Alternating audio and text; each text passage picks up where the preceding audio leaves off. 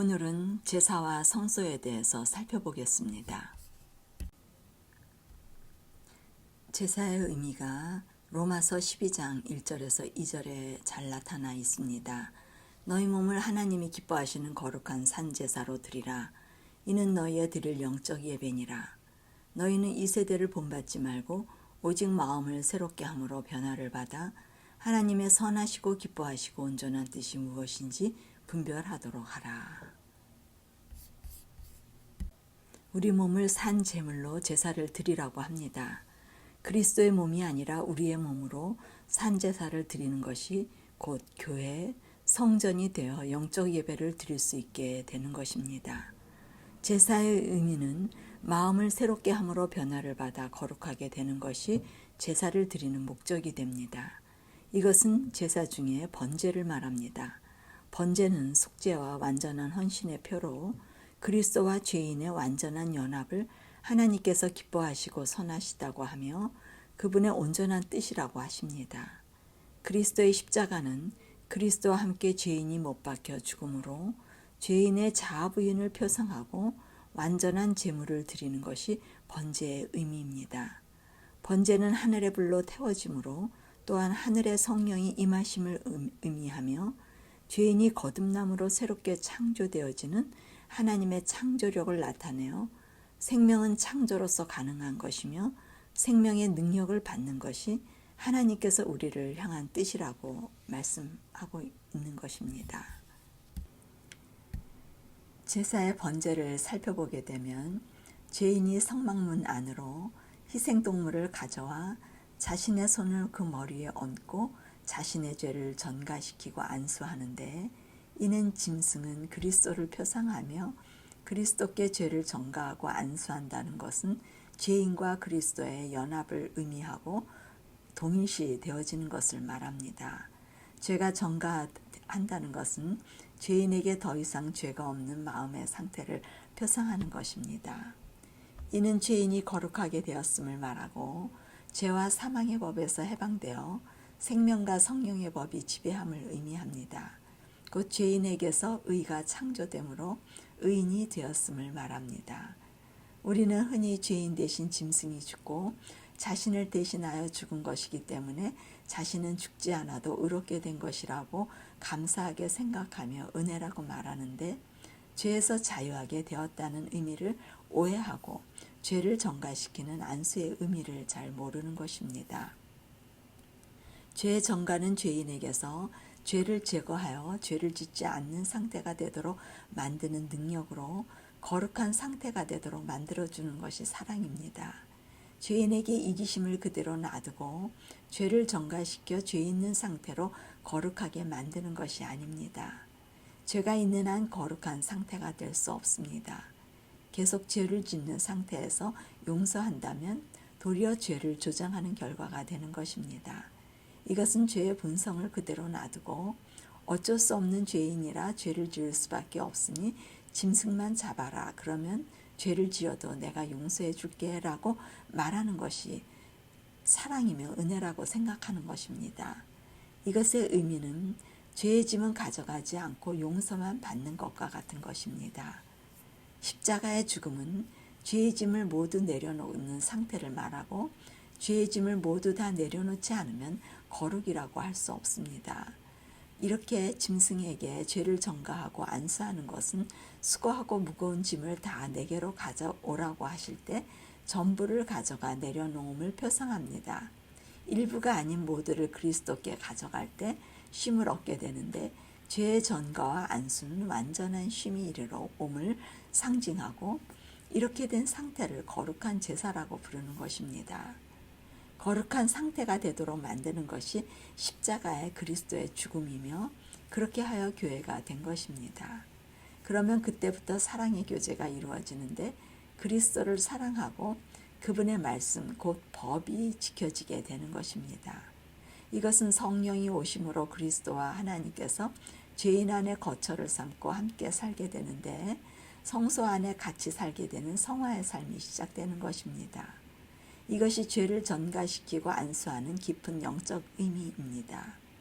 고린도후서 5장 17절에는 누구든지 그리스도 안에 있으면 새로운 피조물이라 이전 것은 지나갔으니 보라 새 것이 되었도다 라고 말하며 새로운 피조물로 변화시켜 옛 것이 아닌 새 것으로 되었다는 것은 새 것으로 만들어 주시는 것이 십자가의 사랑의 능력이라는 것을 선포하시는 말씀입니다. 고린도후서 5장 15절에 저가 모든 사람을 대신하여 죽으심은 다시는 저희 자신을 위하여 살지 않고 오직 저희를 대신하여 죽었다가 다시 사신 자를 위하여 살게 하려 함이라고 바울은 말함으로써 십자가의 능력은 죄인 자신을 위해 살지 않고 그리스도를 위하여 살게 하는 능력이라고 말합니다. 이것은 그리스도와 죄인이 함께 십자가에 못 박혔다고 죄를 전가하는 의미를 침례 곧 죄인이 죽음으로 부활에 이르는 새 생애로 그 의미를 말해주고 있는 것입니다. 죄를 전가하고 그 후 죄인은 희생짐승을 번제단 북쪽으로 가져가 죄인이 직접 짐승의 목을 따 죽였고 제사장이 피를 받아 번제단 사면에 뿌려지고 일부는 성소 휘장 안에 뿌려졌습니다. 휘장 앞에 뿌려졌습니다. 이렇게 죄인과 그리스도가 함께 죽음으로 연합이 이루어져 언약이 맺어져서 그리스도께서는 성만찬 때 제자들에게 이 피는 언약의 피라고 말씀하시며 언약에 대해 언급하셨습니다. 성소의 마당들은 언약을 맺는 곳으로 언약이 맺어졌다는 것은 피가 생성이 되었다는 의미로 그리스도의 피가 효력이 발생된 것입니다. 그 피가 생성이 되면 그 피를 가지고 성소 첫째간 휘장 안으로 들어갈 수 있습니다. 죽음으로 부활의 생애 곧 성화가 시작되는 것입니다. 그리스도께서는 모든 인류를 위해 십자가에 죽으시고 용서를 베풀어 놓으셨지만 죄인이 그분의 피를 자기의 것으로 선택할 때 효력이 발생되는 것입니다. 곧 죄인이 그리스도와 사랑으로 연합하기로 선택을 하는 것입니다. 더 이상 세상을 사랑하지 않고 유일한 신랑이신 그리스도와 사랑에 빠져 결혼할 것을 말합니다. 그 죄인은 희생동물의 가죽을 벗기고 각 지체를 자르고 각을 뜨고 물로 그것을 씻은 후 짐승은 제사장에게 옮겨졌습니다. 이 행위는 죄의 본질을 제거하여 죄인의 마음 깊숙한 곳까지 모두 전체가 정결케 되는 것으로 자신의 깊숙한 곳의 이기심의 죄의 뿌리가 조금도 남김없이 제거되고 정결케 됨을 의미합니다. 새롭게 마음의 완전한 변화로 창조됨을 표상합니다. 그 제사장이 그것을 취해 제단 위에 놓고 완전하게 태웠는데 이것은 그리스도와 연합한 죄인의 자아는 완전히 태워 없어짐을 말하는 자아의 전적인 죽음을 의미합니다. 이제는 자신은 없고 그리스도만 사시는 상태가 되는 것을 의미합니다. 그리스도와 죄인의 동행이란 그리스도만 있는 생애를 말합니다. 이것이 헌신이며 속죄가 되고 번제를 드리는 의미입니다. 그리하여 자아부인이 된 죄인은 완전한 쉼을 얻게 되는데 쉼이란 죄로부터의 자유함이 있게 되는 것입니다. 자신이 주관하지 않고 완전한 맡김으로 그때부터 쉼의 품성이 나타나게 되는데 이것이 신의 품성, 곧 죽은 자의 품성입니다. 이렇게 짐승을 잡고 난 후 짐승의 가죽은 가죽옷을 표상하는 것으로 의의 옷을 입은 것은 의인으로 된 증거로 생명책에 기록이 되는 것입니다. 이 짐승의 가죽은 제사장의 몫이 됩니다. 이 번제는 속죄제나 속건제에서 볼 수 없는 여호와께 향기로운 냄새라고 표현하시며 죄인의 범죄로 하나님과의 분리를 그리스도의 피로 인하여 화목케 하는 그리스도의 십자가의 죽음과 죄인의 죽음의 연합을 하나님께서는 향기로운 냄새로 흠양하시고 기뻐하시는 것입니다. 요한복음 5장 24절에 내 말을 듣고 나를 믿는 자는 영생을 얻었고 심판에 이르지 아니하나니 사망에서 생명으로 옮겼느니라 하고 심판을 받지 않게 되는 것으로 번제는 그리스도의 십자가의 죽음의 목적과 의미를 드러내는 제사입니다. 창세기 22장 아브라함이 이삭을 번제로 드리는 것은 아브라함이 죄를 지어서 드리는 것이 아니라 죄와 무관한 완전한 헌신, 전적인 자부인과 관련된 언약의 관계를 말합니다. 그리스도의 대속과 구원의 희생을 상징하는 십자가는 그의 희생으로 죄인들이 하나님께 자신을 온전히 드리고 그의 뜻대로 순종하며 그리스도와 연합할 것을 의미하는 언약을 말합니다. 번제에 대하여는 누구든지 여호와께 예물을 드리려거든 이라는 말씀의 시작과 이는 화제라 여호와께 향기로운 냄새니라 하고 번제에 대하여 레위기 1장에 묘사하고 있습니다. 죄를 짓거든이라는 표현이 없는 제사의 종류입니다. 그리스도께서 마련하신 속죄가 항상 누구에게나 적용되어지는 세상을 사랑하여 모든 이들을 위해 항상 베푸시는 죄사함을 의미합니다. 번제는 상번제로 불려 아침 저녁 집단으로 드려지는데 개인적으로도 드려집니다. 소제란 피 없는 곡물 제사로 고운 곡식가루와 유황과 기름과 무교병을 화덕에 구운 것과 번철에 부친 것, 솥에 삶은 것 등으로 처음 익은 곡식이며 첫 이삭을 소제물로 드리는 제사입니다. 제사를 드리기 전에 집에서 준비한 것으로 우리 생계에 개입하셔서 물질을 공급하시고 보호하시고 필요를 채우시는 은혜의 감사를 드리는 제사로 이것은 자신의 것을 가지고 있지 않은 제사장과 레위인들에게 음식을 제공하며 그들을 보호하기 위한 것입니다. 화목제는 자원하여 드리거나 서원이나 감사로 하나님과 완전하고 평화로운 관계를 얻고자 화목하기 위해 드리는 의무가 아닌 선택적인 제사입니다. 이것은 그리스도로 말미암아 하나님과 화목을 누리는 그리스도인들의 친교인 성만찬의 표상이라고 볼 수 있습니다. 속죄제는 속죄함을 얻기 위하여 드리는 제사로서 속죄하다라는 뜻, 하다트라는 관역에서 벗어나다라는 어원으로 하나님의 법에서 벗어난 죄로부터 정결과 속죄함을 얻기 위하여 드리는 하나님과 율법을 범한 죄에 대한 제사로 부지 중에 짓는 죄들입니다. 속죄제는 하나님께 범한 죄와 율법을 범한 죄의 제사이지만 속건제는 성물을 그릇 범한 죄, 사람에게 손해를 입힌 죄로 5분의 1을 배상하고 드리는 제사로 고의적으로 범한 죄들을 배상을 요구하는 것입니다. 결국 죄인들이 죄를 범함으로 드리는 제사는 속죄제와 속건제 두 가지로서 죄의 종류를 살펴보게 되면 두 가지 종류의 죄를 다루고 있음을 알 수 있습니다. 고의적인 죄와 부지 중에 짓는 죄로 구별되는데 부지 중에 짓는 죄는 속죄제로 정결케 되어집니다. 그릇 범한 죄, 부지 중에 범한 죄, 무심 중에 말한 죄 등이라고 속죄제는 표현합니다. 그러나 고의적인 죄는 남의 물건을 강도질하거나 거짓 맹세하거나 사실을 부인하거나 하는 등 다양한 죄는 반드시 배상을 하고 속죄를 하는 속건제에 해당합니다. 속건제는 집단적으로 드려지지 않고 반드시 개인적으로 드려지는데 제물은 오직 흠없는 수양으로만 드려집니다. 부지 중에 짓는 죄는 이기심의 죄가 아니고 고의적인 죄는 이기심의 죄로서 고의적인 죄는 알고도 짓는 죄로 하지 말아야 될 것을 알면서도 범하는 죄입니다. 남의 물건을 훔치면 안 된다는 것을 알고도 범하는 것, 생각으로 안 된다는 것을 알지만 짓는 죄는 고범죄입니다. 이것은 이기심에 해당되는 것으로 먼저 이기심이 해결되어야 속죄죄를 지낼 수 있습니다. 죄인들이 생각하는 율법과 죄의 개념과 그리스도께서 생각하는 율법과 죄의 개념의 차이가 있는데 마태복음 5장에 잘 나타나 있습니다. 십계명에 관한 말씀인데 죄인들은 간음하지 않으면 간음죄를 짓지 않았다고 생각합니다. 곧 나쁜 행위를 하지 않으면 죄를 짓지 않았다고 생각하는 것입니다.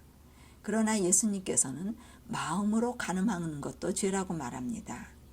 죄인들은 살인하지 않으면 살인죄를 짓지 않았다고 하는데 그리스도께서는 화를 내는 것도 살인죄라고 정의하고 계십니다.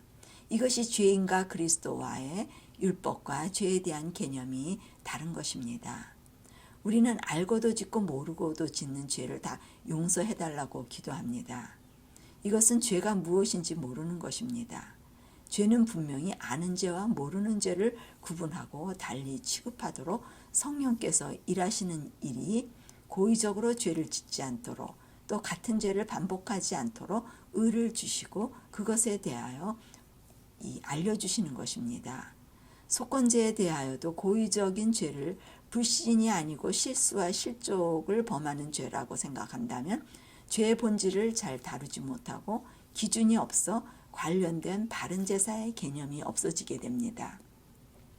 과거의 이스라엘 민족들이 마음으로 짓는 죄는 속죄죄가 필요 없다고 생각하고 외부의 행위적 도덕적인 죄를 속죄하는 것이라는 것과 같은 생각을 갖는 이치입니다. 사실 그들은 그렇게 속죄를 하고 제사를 지냈어도 여전히 이기심을 가지고 있는 것을 볼 수 있습니다. 이스라엘 민족들은 무수한 제사를 드렸음에도 불구하고 이사야서 1장 12절에 내 마당만 밟을 뿐이며 헛된 재물을 가지고 오지 말라고 하시며 너희 악을 행하는 것을 내가 견디기 힘들다고 말씀하시는 것으로 보아 그들은 여전히 우상 숭배와 이기심의 악을 가지고 제사를 드림으로 속죄제를 드려도 그것이 그들을 정결케 하지 못함을 알 수 있습니다. 이것은 영적 의미를 표상하는 것이기 때문에 오늘 신약의 우리는 영적 의미로 그리스도께서 행위를 다루신 것이 아니라 마음을 다루시고 계시기 때문에 구약의 제사 또한 마음을 다루는 영적 의미로 교훈을 삼아야 합니다. 곧 그리스도께서는 씨가 있는 옥토와 씨를 품지 않는 묵은 땅의 기준으로 죄를 다루어야 함을 말하고 계시는 것입니다. 그리스도께서는 성소 안에 거함과 성소 밖에 거하는 차이로 언약의 유무, 곧 언약이란 결혼으로 연합을 하여 하나님의 법이 마음에 있느냐, 의가 있느냐 없느냐의 분별로 속죄의 의미도 이렇게 구분하여 영적으로 다루시는 것입니다. 속죄죄의 부지 중에 짓는 죄와 속건죄의 고의로 짓는 죄의 분별이 명확하게 해석되어져야 합니다. 속죄죄나 속건죄를 다 같이 취급하고 제사를 지내고 모든 죄가 다 해결되었다고 생각하게 되는데 성소의 기준으로 죄를 분별하여 처리해야 합니다. 고의적인 죄는 중보가 이루어질 수 없습니다. 중보는 반드시 피가 있어야 하고 피로 죄사함을 받는 것인데 자신의 이기심을 선택하고 자아를 사랑하게 되면 자아의 죽음이 없으므로 피가 효력을 발할 수 없으므로 중보의 대상이 될 수 없습니다. 그리스도와 연합한 후에만 중보가 가능한 것입니다. 연합이란 죽음이라고 했습니다. 성소는 중보 기도하는 제사장이 있고 짐승의 피가 있고 중보하는 장소이므로 우리 심령에 그리스도를 모시지 못하면 마음의 성소가 되어지지 못해 피가 없게 되는 원리입니다. 피는 생명으로 목숨을 걸고 연합하는 언약을 의미합니다. 그리스도와 죄인이 하나로 목숨을 거는 것입니다. 속건죄의 고의적인 죄는 이 연합과 언약이 없으므로 그러한 상태에서는 속죄죄를 지낼 수 없습니다. 속건죄란 본질적인 죄를 해결한 후의 제사입니다. 배상이란 자신의 본질적인 죄를 해결한 후에 속죄죄로서 죄를 용서받을 수 있고 중보가 가능하다는 영적 의미를 교훈으로 주고 있는 것입니다. 삭개오가 회개한 후 자신의 소유의 절반을 가난한 자들에게 주겠다고 하고 남의 것을 토색한 것이 있으면 4배나 갚겠다고 말합니다. 이것이 영적 교훈으로 4배로 갚겠다는 것은 자신의 완전한 회개의 표현이고 그리스도와 연합을 의미하는 것입니다. 배상이란 하나님과의 연합을 의미하며 성령의 임함으로 언약을 표상합니다. 하나님과 사랑의 관계가 이루어진 후에 정결케 되고 이웃의 사랑이 이루어지는 것으로 이웃에게 자신의 죄를 회개한 후 이 회개는 하나님으로부터 죄사함의 회개가 이루어진 것이고 그 후에 이웃을 전적으로 사랑하는 의미의 배상을 말합니다. 그 속죄죄의 용서가 가능한 것입니다. 배상을 한 후에 속건죄가 속죄죄가 되는 것입니다. 속건죄는 속죄죄와 번제와 함께 드려집니다. 마태복음 15장 8절에서 9장 말씀입니다. 이 백성이 입술로는 나를 존경하되 마음은 내게서 멀도다.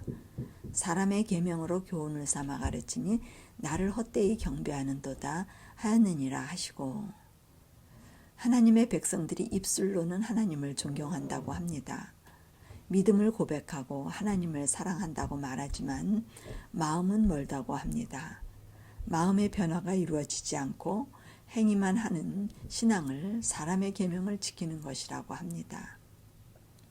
하나님의 백성들이 제사를 아무리 많이 드려도 하나님께서 기뻐하시지 않고 마당만 밟을 뿐이라고 하시며 제사를 원하지 않는다고 하시고 헛된 경배라고 하시는 것이 사람의 계명인 것입니다.